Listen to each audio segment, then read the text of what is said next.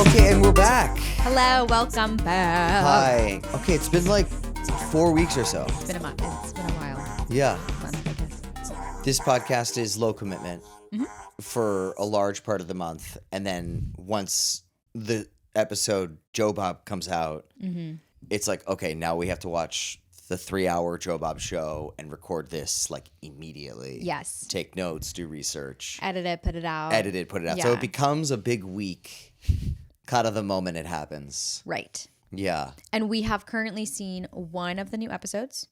Yes. And so we have more work to do for this podcast after this episode. We're going to watch Iced after this. Yeah. Probably tomorrow morning, I think, and then record right after. I think I'm kind of learning that I like to watch it and record right after. Like immediately. Yeah.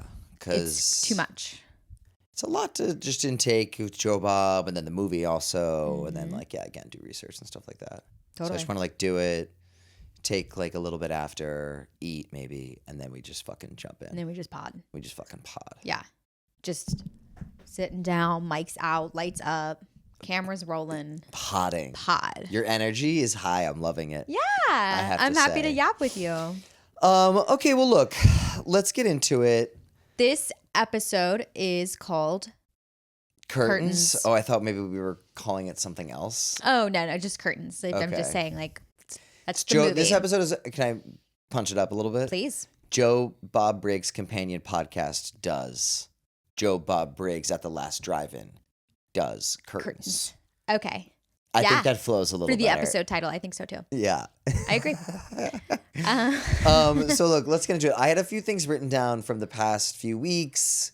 Sometimes we'll be talking and I'll be like, feel like maybe we should talk about this on the podcast. Yes. Yeah. Do you want to start? Yeah. Some like housekeeping. Is there some stuff that you've been like? Yeah, so I have some notes and I'm realizing like I have an iPad, like a really old iPad. I have like an iPad from like 2016 or something like that, or maybe 2014. I have like a You very want to old revive iPad. it for the pod? Yeah, and I'm like, maybe I should use the iPad a bit to like have all my notes condensed. But anyway, I have some things that come up on my cell phone.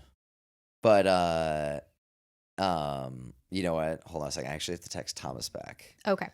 Well, while you do that, I can talk about how I really liked. Oh, actually, you know what I'll talk about? This shirt that I'm wearing. I wore this intentionally because of the movie Curtains. Do you get like how this might feel like a Curtains reference? No, I don't. Do you remember what this is from? The Puritan?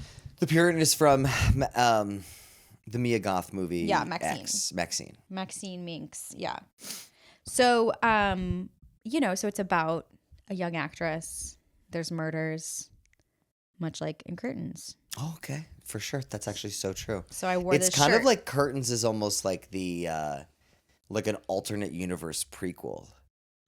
Yes. Yeah, Totally. sure. Okay, Terrifier 4. You wanted to tell me something about it? And you were like, we'll wait for the podcast? I wanted That's to my tell remember- you something that's what I about remember about. Terrifier 4. Maybe I wanted to tell you that Terrifier 4 was happening, but I don't remember if that's true or not. No, it definitely is. Oh, it is? Yeah, Damien Leone is like, It's the last in the installment or something. Maybe we were going to talk about it, but fuck it. We'll move on. okay. Next thing on the list, we saw Five Nights at Freddy's 2. Oh, boy. You know. Those animatronics are awesome. Yep. Really cool technology in it. You're being positive, but again, nobody's listening to this. Yeah. You I thought hated the it. script was really contrived. Whoa. You don't have to go that fucking harsh. I'm just speaking logically. You know. I will Roger say this. McElby is going to be upset. Well, first of all, you said nobody's listening. And then I just said how I felt.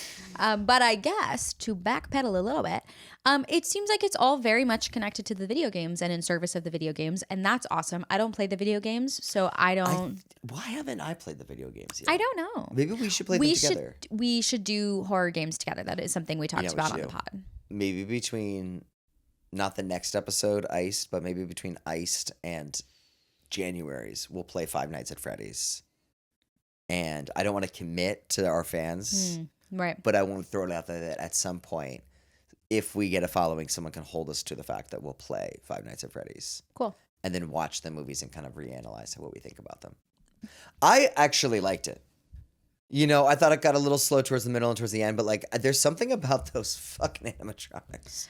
They're cool. I just love it. I don't know what it is. They're it's slow, but they're strong. You know what it is my parents never would take me to a place like that as a kid. Mm-hmm. Like, only way I had access to like a Chuck E. Cheese or anything like that was from other kids' birthday parties. Like, my parents would just like, we're like, no, absolutely not. We're not be doing that. No, thank you.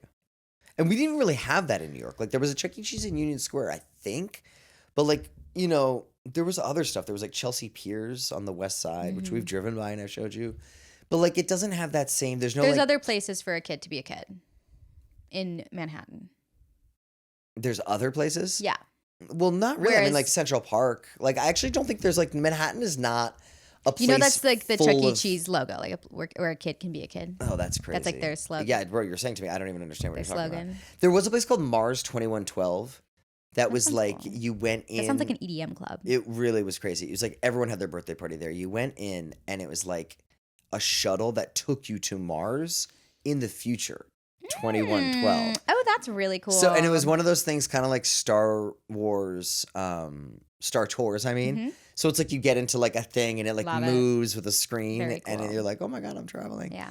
And you go to Mars and then you get out on the other side and you're in this like arcade with like pinball. Okay, so this prizes. sounds awesome. Fuck Chuck E. Cheese. You had Yeah, that. actually. You had Mars 2112. What do you care? Yeah, I guess. So, you know, I got this scar in a Chuck E. Cheese.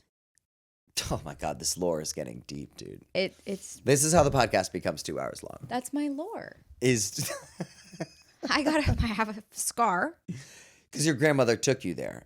And I tripped and slipped and hit my head on a metal bench and just, because they have like bleachers in there, you know? Damn. And just slashed it. That's fucking nuts, dude. I know. So anyways, Five Nights at Freddy's. You don't have the nostalgia from Chuck E. Cheese. I have trauma from Chuck E. Cheese, honestly, and physical scars. And maybe that's ultimately my aversion to it. You know? It's You think your aversion to the movie Five Nights at Freddy's is because you fell at a Chuck E. Cheese as a kid? possible. I think you liked. I'm analyzing this now. I think you liked the first one. Yeah. Or now was the second one so bad that you are rethinking whether you liked the first one, or did I just you know what? Actually, I don't like all the dream stuff in the first one, which I know is like the whole movie. No, the John McCallum cut. I cut all that out. Right, all of his little all like that stuff I want to with the see brother them. and I think just- you said this when we were walking out. Like I want to see Five Nights, overnights at Freddy's. Yeah, Freddy and Fazbear's. if all I'm getting is little tiny glimpses, then maybe I want 10 nights at Freddy's or something. Yeah, like double because I'm it. not at Freddy's. The enough. ratio is off. is totally off. But I do You know think what they I have to corrected do? it. I have to run inside and turn because can you hear that each time we talk? Oh, okay. Like the speakers are on. Sure, go ahead. So, but just keep talking to me because I can hear you. Okay. And it's okay. They're fine. We're our own engineers. What was I gonna say? Freddy's. Five Nights at Freddy's. Oh yeah, there's just the ratio, but I think they made up for it in Five Nights at Freddy's too, because they're showing us this additional location, and I just feel like there's a lot more action at a Freddy's location in part 2. Would you agree with that? I mean, Whereas the don't first one, it's know. like it's the field, it's in the dream, and they're in I court, almost and they're in remember just as offices. much in the first one. Maybe I'm being crazy to say that. Yeah. But in my memory, it's like the same amount. But Okay. I like the movies. I want to Anyways. rewatch them. I almost could go back to see it in theaters again, and I never want to see a movie. I would like twice to in see theaters. Dust Bunny in theaters. Let's just do that instead. Yeah. Let's see Dust Bunny. We've been on a little bit of a movie kick. Yes. We saw Zootopia 2. Loved it. Bro, we have not really talked about it since, but you obviously were in an amazing mood the rest of the night, which is Yeah. rare for you. Just Leaving the people movie know. theater. We leave the movies. And it's just usually not in the best mood. Yeah. It's not that she always doesn't love the movie or not. I just don't think you love being in a room that's dark, confined for that long. At the end of the day, you leave and you're just kind of thrown off. You're sleepy. Often. You're just sleepy. I just ate a lot of sodium because I ate down a thing of popcorn. 100%. It's a weird thing for me. You're just off a bit when you leave a movie. I agree. You left Zootopia too. So happy. So happy. The end of the movie, tears were streaming down her face. I'm weeping. I look over, there's wet streaks going down your face. We laughed out loud so many times. Yeah, it's a great movie. That movie could be my favorite movie of the year. Mm-hmm. Yeah, anyway. Okay. Was there anything else from your list? I have a few more things. This is kind of what I wanted to do is like start the podcast off with some of the things that we've been talking about. Yeah. And again, I think I'll have it more fluid if it's just on my iPad. I can like reference it. That's totally fine. But and then I think at the end of the podcast we can do some of your stuff. Great. Scooby-Doo live action. Was there anything else you wanted to tell me about that? Well, so Netflix is doing it. It's a Netflix joint. It's a Netflix joint. I'm pretty sure it's a series. Oh, a series. A live action series. Okay. And I love that because that's like incredible. That's what the show was. Literally. Let's do a live action version 100%. Of the show. They want to cast, quote, like young unknowns. Well, sure, do it. Don't spend any money on the actors. We get good actors, though. Yeah. Get them young. Give them the opportunity. If the show's successful, they'll re-up their contract. And it could be a cool thing for a young actor to grow into. 100%. And it could be a really cool thing. Oh, my God. It could be iconic. Yeah. It could be their entire career. Yeah. You know what I mean? They could literally have a hard time doing anything else if it becomes super successful. Yeah. They could be known as... Because those people, like... I don't think people think of Shaggy and like think Matthew Lillard. Mm-hmm. Matthew. No, there's a movie called Willard with that actor who's very. He looks very specific. He's in Charlie's Angels 2 as the bad guy. If I said his name, Sam Rockwell. No. Oh. He's very pale and has like black hair, like a short little black haircut. I'm not gonna get it. Sorry. Anyway, but moving on, Matthew Lillard. People don't think Shaggy and think Matthew Lillard. I do. I know you do, but like I don't. I think Freddie Prinze Jr., Sarah Michelle Gellar, Lisa Cardinelli, and Matthew Lillard. That's my Scooby-Doo. That's my, Yeah. What are they called? The Groovy Gang? What are they called? I don't know, the gang, the Scooby Gang. No. The Scooby-Doo, the Doo Gang? No. I don't know. I don't know. Scooby Snacks. Gosh, what are they called? It's painted on the side of their van. Scooby-Doo and the Groovy Gang. It's like... And the mysterious... The mystery crew. The mystery gang. Okay, well, we do have to move on because this is not fun for people. Because if anybody is listening to this, they're just saying the right answer back to us while we... All right, let's keep going. What's next? Okay. Well, I wanted to talk about Rob Reiner a little, but as the day's gone on and the news has continued to break about it, I'm just like, that sucks. I didn't know him personally. You did it? I thought you guys were good friends. I know. I thought he paid for your college education. Contrary. That's crazy because a lot of people here on the pod are going to be like really confused about that because I've been telling them at least that you and Rob really Reiner close were very personal close. relation. Okay, Can I tell you a sweet story that I heard though? About Rob? Oh, well, yeah, one that he said. I Bobby? watched like a little interview of him on the Drew Barrymore show. Oh, God. Okay, what? He was talking about how he wrote When Harry Met Sally, having been married a couple times already. I know the story. Okay, you do. He met a woman and then it changed the end of the movie. Yeah. Yeah. Fell in love I feel like with his wife of 36 years. That is literally the sweetest. I learned that today. It's so sweet. It's crazy. Yeah. You know, I do be reading about the story and I'm like, I do just... Like a part of my life, I feel like could have taken a left turn. I feel like I could have lived this version of Nick Reiner's life. I'm very much the same. Nick Reiner's life? That's his son. Oh, okay. And who killed him? Wait, did you know that the son? You're joking. What? He was murdered? Oh my God, this is breaking. We're recording this. Apparently his son murdered him. His son had like terrible drug problems throughout his life. I mean, if that is not true at this point, this will age poorly. But at this point, we're going to live in the Schrodinger's cat version of the world where his son did murder him. Why did he murder him? Well, he's just you don't have to whisper. He's just troubled. You are on microphone. He's troubled. He's just troubled. He was troubled. He had a very troubled life. They actually made a movie about their troubled relationship, and Rob Reiner tried to push him to get off drugs. And like, he was like, eventually throughout life was like, yeah, I didn't listen to him, and I didn't like, and it just reminds me about my life. Like, just some things in like high school. Like, I feel like if I made certain decisions, certain left turns, certain sliding glass door moments, could have maybe led to this version of life pretty easily, honestly. Wow. I was just talking today about like choose your own adventure stories, and just how because it's like such a real universal thing of like, sometimes you look back on a decision that you made, something you did or didn't do, and you're like, whoa, there's a whole alternate universe. And it's like, I could have so easily just done that, and then like I would have lived that whole life for years at least. Yeah. Wow. Okay, switch. Channing Tatum, what are your thoughts? Channing Tatum? Yeah, what'd you think? I just watched Hail Caesar. Oh, he's in that. I haven't seen it. And he learns how to do tap. That's cool. For like a 6-minute scene. He's in the movie for minutes. I like it. Well, he's a dancer first and foremost. I know, but he learns tap. Apparently, this tap teacher said that he learns 10 years of tap in 3 months. That's incredible. Yeah. Well, what do you think of Channing?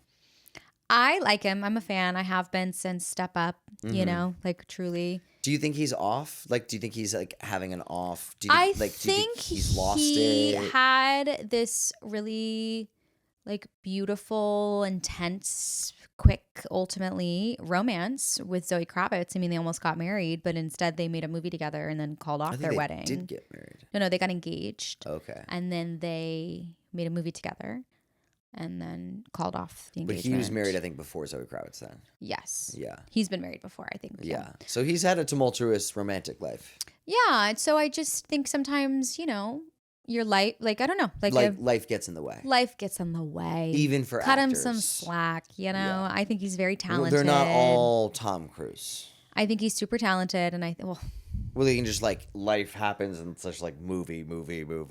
Right. Like some people. Well, that's why his ex-wives are like, thank God I'm not married to him anymore. Like some people need like Channing Tatum maybe just because that's what I was thinking. He's like he gets good. I thought that the divorce was. I thought he was married to Zoe, so it must have been someone before that, which makes even more sense. And he's basically just he's been doing weird things on and off. So I mean, but I bet honestly, it's just been like. Hard for him to balance it, I guess. Yeah. Must be hard. Yeah. I wonder. But I love him. I think he's a movie star. And I want 6 more Magic Mike movies. I want 6 more Magic Mikes. I want to put him in things. I watched him in Hail Caesar, and he's so good in it. And I was just like, I don't know why I don't see more of him. Recently, we did see Blink twice. Yeah. But yeah. Should we? That was gonna be like, let's pivot. Sure, I'll pivot. I mean, that's pretty much it. That's I love pretty that. much it. I mean, that's my phone. That's a great. This is my phone. This is the back. Focus it there or something, right? No. That's not how that works. No. Okay. You don't want to. What? Well, also, okay, let's jump into curtains, and I'll jump in it with the last point on my notes, which is this: a remake, woman director. Casting guys.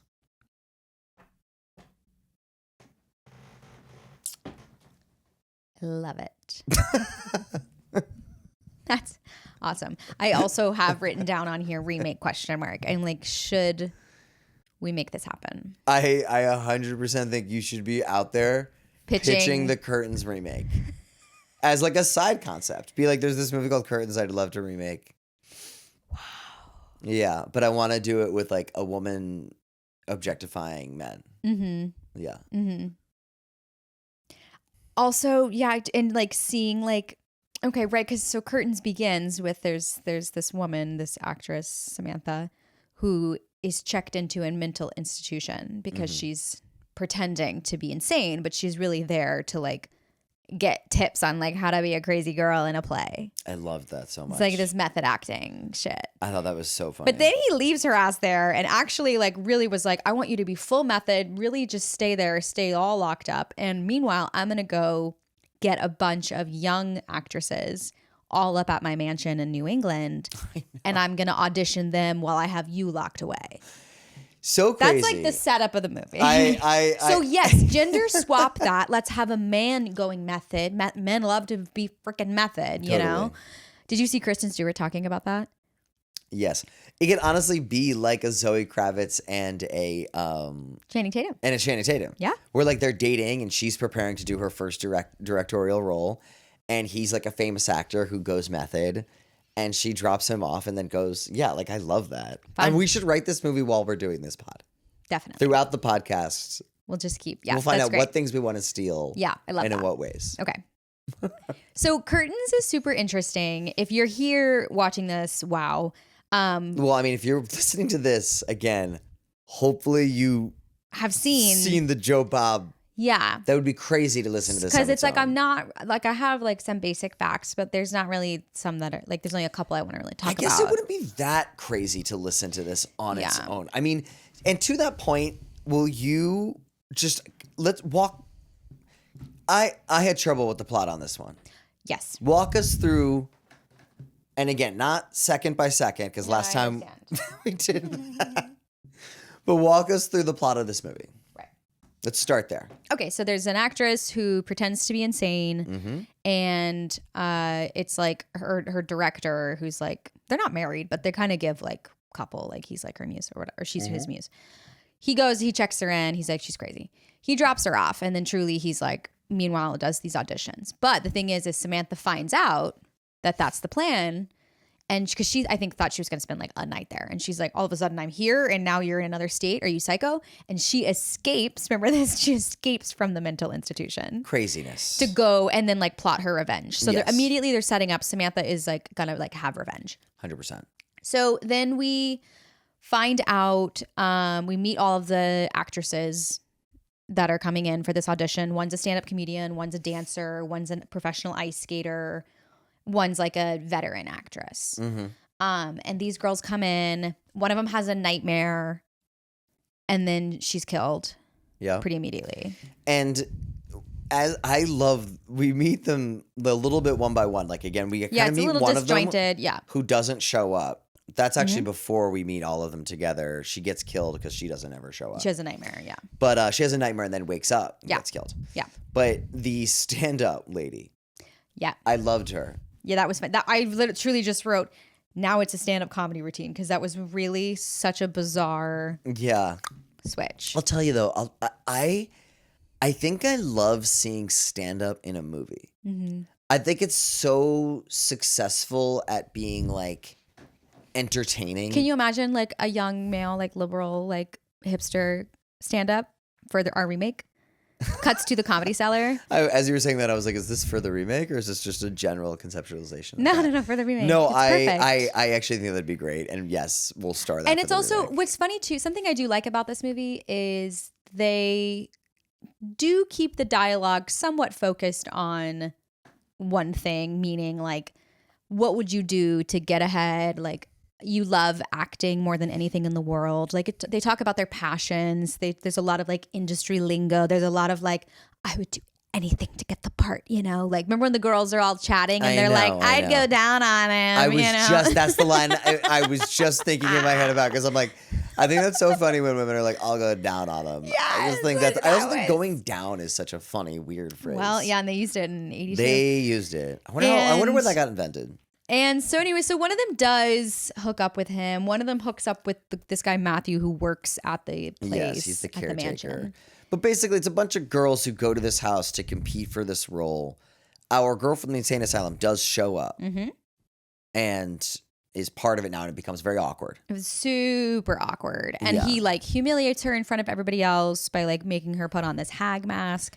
And this hag mask... Yeah, that's a big moment because we'd already seen the hag mask. The hag has killed some people. Let's talk about the hag mask. Let's pause. Let's focus on the hag mask. So first of all, the hag mask was a last minute swap. With what? Did you read this online? Yeah, they were gonna do. The story was gonna be like a 300-year-old banshee. So it's gonna be like a 300-year-old banshee mask, whatever that might. So some. I was in a band called the Banshees. That's awesome. And so instead, last minute, they were like, let's do the hag. Dude, the hag is amazing. She's awesome. I wrote in my notes, hag equals amazing. I thought the hag was generally terrifying. I thought she was super freaky. I don't know where they made that mask. Oh, that reminds me. Can I tell you something on the pod? Yeah. we're planning this thing, The Witchening, this short film. I spoke to a lady who makes prosthetic tits on Etsy, and I said that I was a producer for a horror film, and she was like, I love it. Like, when are you shooting? Like, can I know a little more? And she might be able to make like old lady wrinkle tits. But anyway, back to the hag mask. I thought the hag mask was so unique. I was like, did they buy that at like a store? Did they make it? Yeah. I want to know what the deal is with the hag mask. To customize it. Yeah, I didn't see anything beyond that. It was a last minute swap. Yeah. The ice skating scene with the hag ice skating. Terrifying. Terrifying. Absolutely and Black Throne 2 terrifying. totally was inspired by curtains in that moment. They had to have been. If that wasn't a comp on their storyboard, like... Missed opportunity. Definitely. If they didn't realize that there was a scary movie with ice skating, that's crazy. With just like slow-mo ice skating towards you, that mask. She was freaky.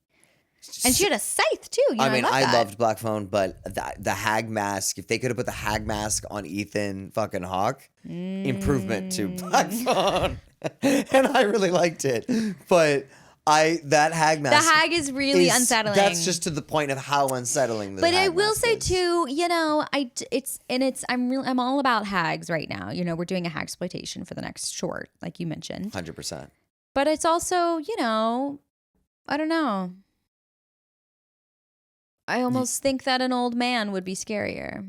Like in that movie or in general? Like, I'm like, why is there a male equivalent? Maybe that's also part of our Curtains remake. 100%. Is that it's an old man? Yeah, mask. there's a fucking equivalent. Old man is terrifying. Yeah, just because it's a lot of, I'm just thinking about the scene when he quite literally has the actress, like he forces her to put the hag mask on and he's like, now seduce me, and it just is like, I don't know. It was just so jarring and sad. So that would work so well with a woman doing that with an old man mask.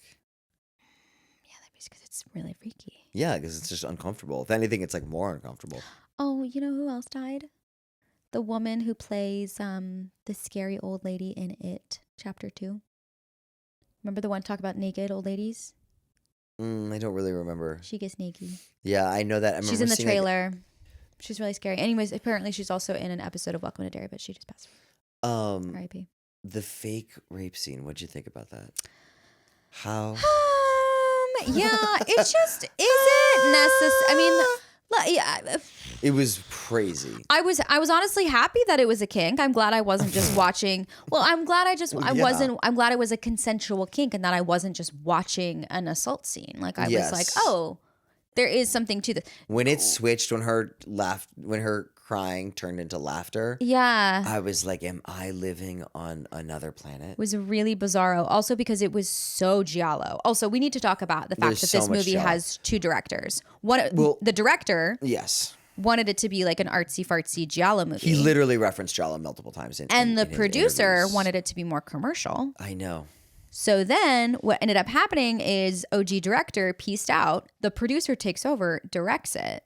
And this is what, again, if you've listened to this, I hope you listen to Joe Bob. But again, if you didn't, they do go over this in detail. That's like a huge part of this movie is what you just said. Like, yeah, but I'm just saying what's interesting is the parts that are in there, and it's like, oh, the direct nods to giallo. It's like, I guess that's probably just the leftover footage from him. Right, that must be from him. But like, I was having a hard time. I think that they stitched this movie beautifully together. And I think that the Simpson guy must be a pretty competent filmmaker because it's not like it's night and day. Right. Some things are bad, some things are good. It's more so just the story is a little... The story's a little off. Right, but you're right. As far as like the actual production... Yeah, like he got a whole new crew. Totally seamless. This movie from when production started to when it was over is 2 years. Yeah. So he had at certain points to get a whole new crew. So in the credits, there's like different crews listed for that. And... I just think that the Simpson guy doesn't seem to get enough credit online or through where you hear about it. It's just kind of like, oh, he was hard to work with and the director walked off the set. Yeah. But it's like this guy finished the movie. He did finish the movie. What I thought was interesting is that the ending, the chase scene in the prop house was like the last thing they shot. I loved that. Okay, that was cool. But can we talk about how giallo that is? I thought it was super Which is just giallo. super interesting because Mr. Simpson was all anti-giallo. Well, And I don't know. in if his reshoots, he does some stuff that's very but I don't know. real. Just the black glove is sure, but I don't know if just doing it in that set. Well, just But the black glove had been established. The lights. Yeah, look, The I flashing think light, I'm realizing the that a color lot of things are palette. influenced by obviously Giallo and stuff too. Definitely, Well, look again to that point. The guy Simpson is like, oh, this guy's done a bunch of Giallo things. Like, I'll stick with that for continuity. See, and that's true. You know, like, And that's true. and that's true. I thought the end set piece when you first get there and you're like, okay, I'm clearly in the final act of this movie. Yeah. And it's like the lights are flickering on and off. And I was just like, this is fucking cool. Yeah. Like, I don't know exactly where I am right now. Like, Right. what was it? Like a film It's a prop house on his property. I love it. Prop house on the prop. Fucking love it. You know, honestly, we should see if we can shoot at that prop house one day for something, you know, because like that's fucking sick. You could see if you could shoot like a 3-minute short just for like a 48-hour festival thing. Yeah. Just that could be one, cool. like a oneer. That could be cool. So also the window. You know how the window was so weird? Did you read this? well, I was reading about how the window is like broken in one scene early on, but like not, you know, but that does not happen until later in the movie. Oh, you read that. Yeah. Okay, no, I read that you know how they're shot and then they fall out the window and then he somehow Right. fell back which in I the thought window. was ridiculous. So really why it is ridiculous is because that sequence of the body flying in downstairs and it's face down and there's like a glass shard in the back, that's all from previous footage when they had shot the Matthew character, getting into a snowmobile accident. I read about that. Okay. So this is like a completely different like end of a kill. And they literally were like, let's just put it with that one. Isn't that interesting? Christ, it's so crazy. I actually think They it's just, like, really had well done footage. in that sense. You know, Yeah. like, and to that point, like, I think if someone gonna check on this randomly watches this, so MK is checking to see, but the red light is on. No, well, forget that one. I think to that point. Okay, so to that point. Okay, sorry. Let me just say this. I want to talk about how We need an nobody. Can I intern. just say this? I want to talk about how nobody notices things in general in life. Okay, that just remind me. But I want to address a couple things. The last episode, we had the camera shut off. Yeah. And, so I think we're a little nervous about it. Yeah. So there may be, depending on how long we go, there may be a couple checks. Hence me checking the audio earlier on. We need an intern. We do. We do not have anybody else like checking anything behind this camera We're or just over there by the Fingers audio. crossed. So exactly. So it's a little bit when the end of last episode, we didn't have the video. But again, this camera that I'm looking at I know, it's good. The red light's on. has a light. I know, I'm just checking. Okay. People noticing things. Yes. Nobody notices anything. Right. You know, honestly, that fucking Starbucks cup in Game of Thrones, I didn't see it.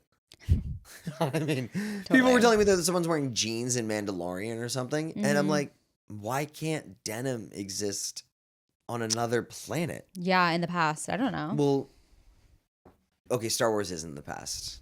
You like that? You like that I just Bro. like threw in a little. You're getting so good. I know. It's actually getting kind of wild. I know. What are you excited for Mandalorian versus Grogu? Not versus. Who would win in a fight, Mandalorian or Grogu? Grogi? Very possible. Definitely. Okay, well, are you excited for the movie?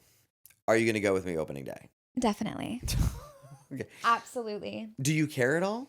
Just to see No. Grogu? Yes. So you don't care, but you care enough to go to see Grogu for as long as he's in the movie. Yes, because I'm just so delighted every time he does anything. Did you see I was him entertained. walk? Like, I've never seen him actually walk. Bruh. And his little legs move so fast. He's really cute. Do you know that he loves eating?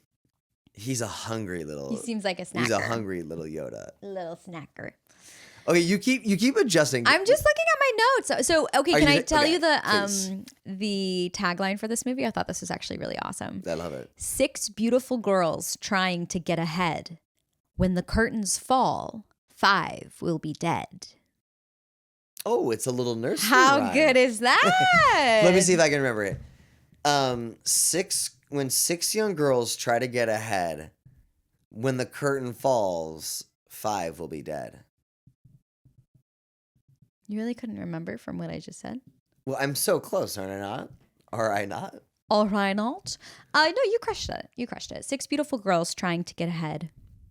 Okay, so that I only had, but I put when 6. So just 6 beautiful girls You trying to you get were ahead. like when 6 young women are trying to get ahead. Very close. Very, Super very close. You Very, crushed very it. close. You crushed it. I really love these Christmas specials that Joe Bob and Darcy do. Okay, this is a huge thing of what I wanted to talk about. I'm actually glad that you're segging into this. Great. I love it too. I think it is exciting to have themed episodes. Love that, obviously. 100%. Super Love fun. a theme. Love a theme. I also think this charity auction that they do is awesome. It's unbelievable. It's awesome. And I thought Joe Bob was just so inspiring and sweet, and he came across just so caring and genuinely seemed like he was getting emotional because he's like, Totally. I love he cares these about people. Things. He's literally someone who cares about he cares. people in America. Like he And, cares like, about this country injustice in a way that's like yeah. not like he doesn't care about other people, but he's just very concerned about his community. And he stays apolitical with it. Totally. In like a really perfect, just like these are things that happened. It has I negatively affected. I bet he's independent. I bet he doesn't like Democrats. I bet he doesn't like Republicans. Yeah.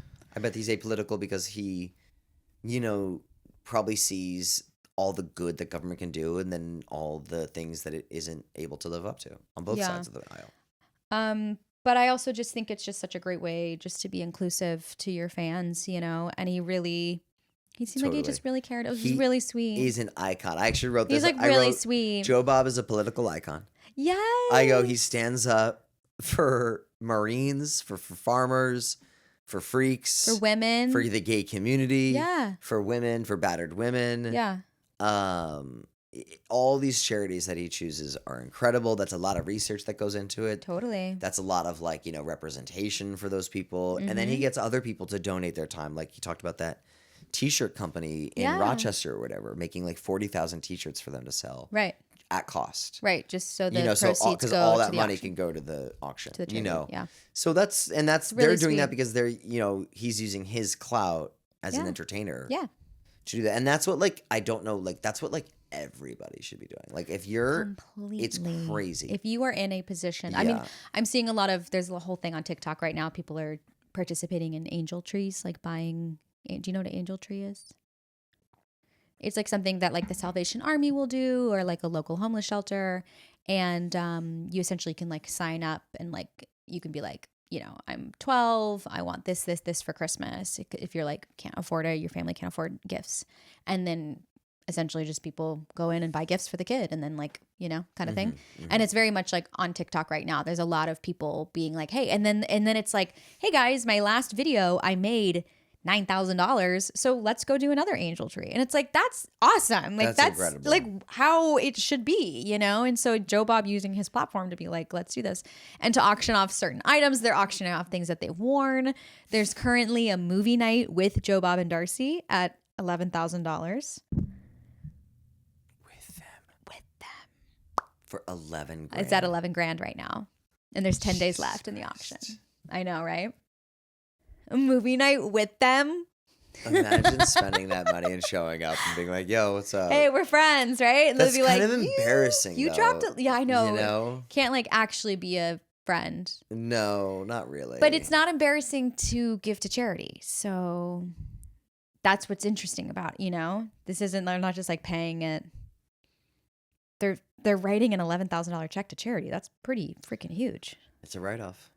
It's also a write-off, but it's also a very good thing to do. No, I'm joking. You've been getting me all write-off crazy these days. Gosh, look, I run a small business, okay? You got to be diligent. So I'm excited for the next episode. I am too. Do you know what it's about? No. Okay. It's called Iced. It's called Iced.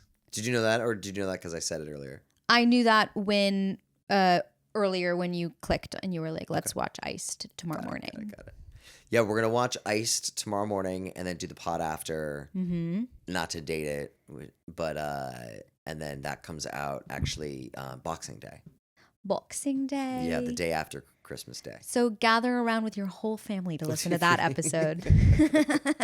Mom, Dad, this is a weird podcast I'm into. Have nothing to do. Like, and again, I think if MK isn't aware of this yet, just there's going to be more workload, which is we're going to start a podcast. I mean, Instagram, and just put some clips. We got to start clipping. We're going to start clipping. Okay, well, speaking of clips, can I ask you? Are we in a vertical frame where we can be clipped? Well, I can clip us. Okay. I can clip us and I'd probably stack us because we're so far apart. I'd probably split and stack. Split stack. Oh, the old split stack. The old split stack. Oh, the old split stack. Can I run through some like hot takes with Johnny?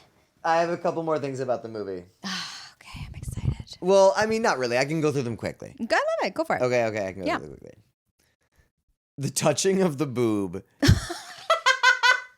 And the guy going, no. It's so erotic, and then it's just his head out of nowhere. He just appears. No, wrong. No, like no, he's screaming it at her. I know. I didn't want to. I didn't want to scream. No. It's so funny. That made me laugh. That was by far the funniest part. That was funny. Of the movie. That was really funny. That was good. Gaslighting triggers you. Yeah, I don't like. I don't like it when people are gaslighting. When people are gaslighting in a movie, you go. You get so upset by it. I just start like snorting. And that's why it is going to officially, and I'm saying this on record, that is why it's officially becoming my new favorite thing to do to you.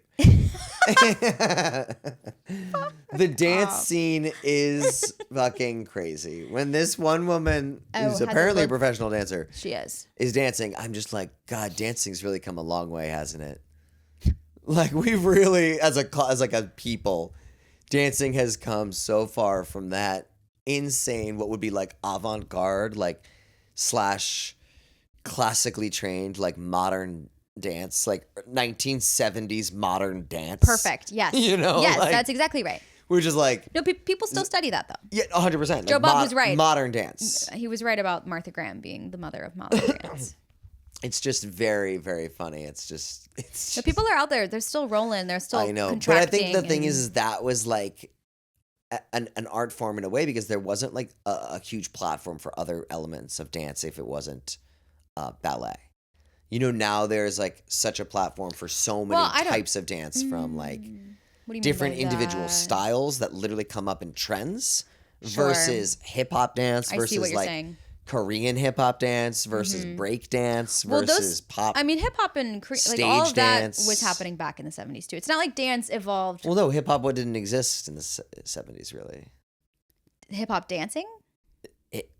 Hip hop, the musical style. The hippity hoppity. I mean, slightly begins in the late 70s. Well, so I'll just tell you this: we had jazz. Jazz is the foundation of everything, darling. We had jazz dance because we had vaudeville. Okay. Sure, but that's not like girls like dance hall and twerking and like. Well, dance hall. That like very aggressive like break style dance hall. Right, but then of course we know like they were throwing it back. Look, I don't know what the fuck I'm talking about. I'm not gonna like. I mean, I feel, what's weird? I actually feel like from the amount I just said, I'm like, you know more about dance. I'm surprised how much you do know about dance. Definitely. I know more than I need to know. And don't get me wrong, I'm not a dance history major, but just it just flew from inside of me. That's beautiful. There's this one video of this Korean guy dancing. I think I've showed this to you before, and it literally makes my like heart. I know he's very specific with his movements. I love it when people like. Yeah. Twitch and like touch their stuff. Yeah. I like it when you touch your clothes and you like do a thing with it. You literally, if you were like a big musical artist, you would be like Post Malone, like dancing to your own shit. Oh my God. Sometimes when I see Post Malone dance on stage, I am like, I would be dancing exactly like that. I know, it's so cute. That's actually, I think, really cute. By far, by a huge gap, that is the coolest thing about Post Malone, is just the way I just like that he's enjoying himself. It's just joy. He's very happy on stage. It's very cool. I'm not even a huge fan of the music or anything. Honestly, I like his Magic the Gathering. Sure.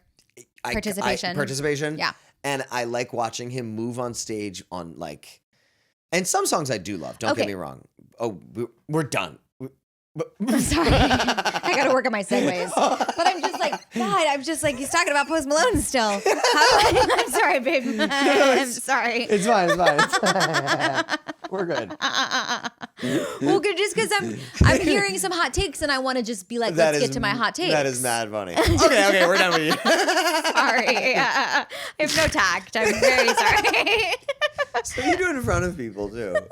We'll talk about it. I'm working on it. We'll talk about it. I'm working on it. We're going to talk about it in the car. We'll talk about it in Do you know what I'm saying when I say that? Of course I do. Okay. Is there anything else though about the movie? No, not really. We've been over it. You said dancing, so the dancing was the last thing you wanted to talk about. I mean, pretty much. Like, the dancing was... Yeah, I mean, that's it. I think we went through my whole notes. If I kind of think of something, I thought that it felt at times like a Bluebeard story. Very much so. You know? I also really liked all the piano music. The music, I was like, at moments I was like, this music is incredible. And then it would like disappear and there would be no music. There'd be no music. And I'd be like, this is so awkward because there's no music. And then I sometimes would be thinking, God, that's the importance of just music. I mean, even if you have you don't have to be good at doing music to add music to your movie. Like, you could play one note and just have it ringing throughout. Or even just like, no, you could have like a bass sound. Like, just like a... Yeah. Just that is going to help it. So I don't know why people have these long silences or whatever. But I thought the music, when it was hitting. Agreed. Yeah. And like in a very surprising way. Yeah. Yeah. I love that. Okay. So what do you think about celebrity drink lines? I don't know what that is. Like when a celebrity has a beverage. Oh, business. A celebrity beverage line? Yeah. And I love it. You love it. I feel like you're always talking about Casa Amigos.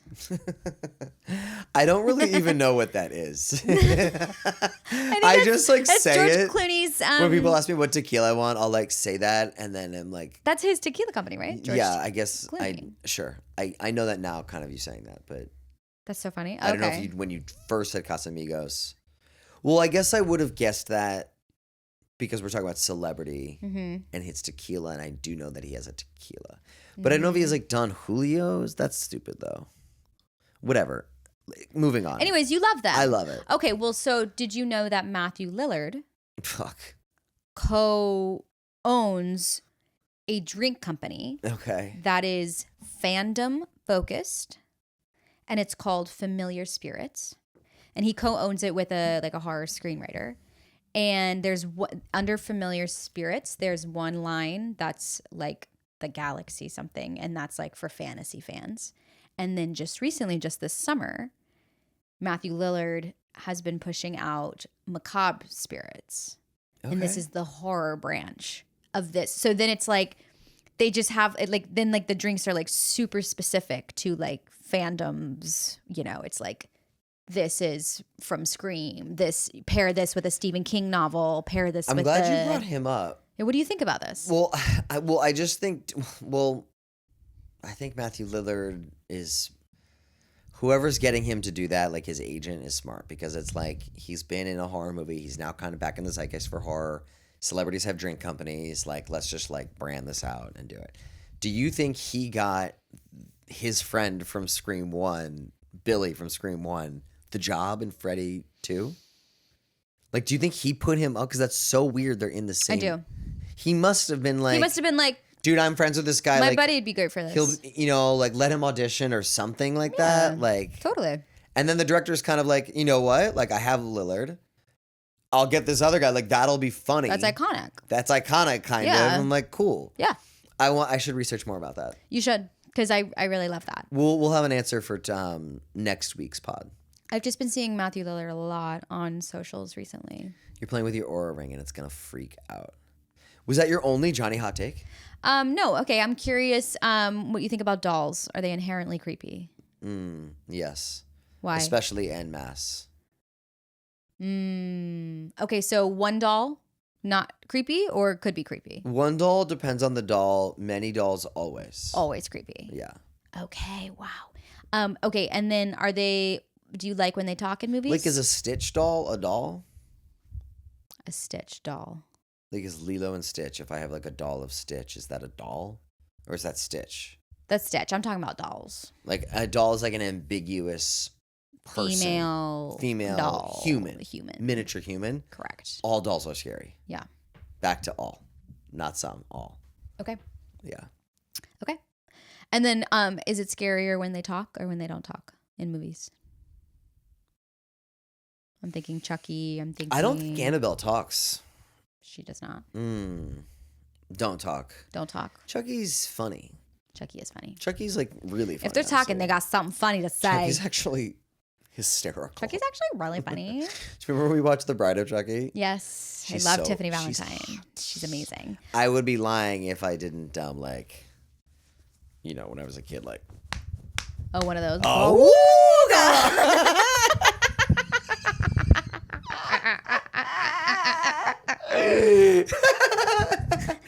okay, that's funny stuff. Oh, whoa there. That was good. That's good. Okay. Okay, moving on. On that note, there's a Chucky TV show that I've been interested in us checking out. But then I wanted to know your overall thoughts of horror TV shows. We've recently seen the Alien TV show, and we were halfway through Welcome to Derry. Alien was good, sci-fi, horror, tough. I like American Horror Story, though. I love American Horror Story. So I think it's possible. Derry is okay.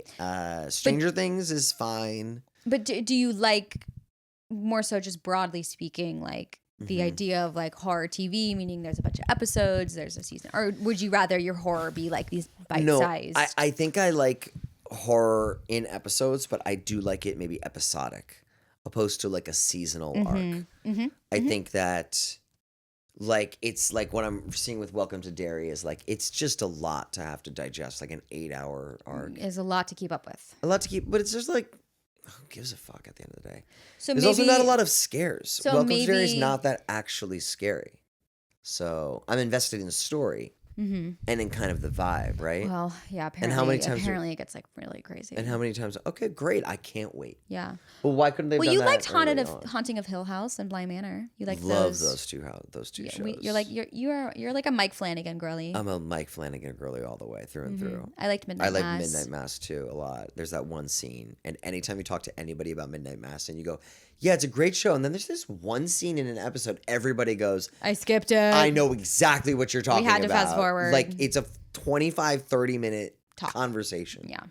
Yeah. Okay, and then my last question for you is just PG-13 horror movies. I just talked about this with somebody the other day. I like them. You like and them? I think there's tons of good ones. Yeah. So, and I mean, think, like, yeah. The Sixth Sense is PG-13. I know. I thought I was reading to him the list of ones that are PG-13, and the list is long. Yeah. So, okay. Here for it. Cool. You know what? And honestly, I'd love to do that one day. It's like something less scary and more PG-13. Like, yeah. I think if we don't show the gore, which right now we're having fun showing the gore. So if we don't show the gore, there's no nudity. PG-13, baby. Yeah, the horror Western. Right, that should be gory as shit. Oh, I was gonna say that should be PG-13. You're gonna see the scalp get fucking rusty blade. Oof. Just peel back the scalp and then rip it off. Top of a head. And then you see kind of the shine. Like the shine, how reflective. Ew, this is gross. Okay. Disgusting. All right. On that note, bye. Love you.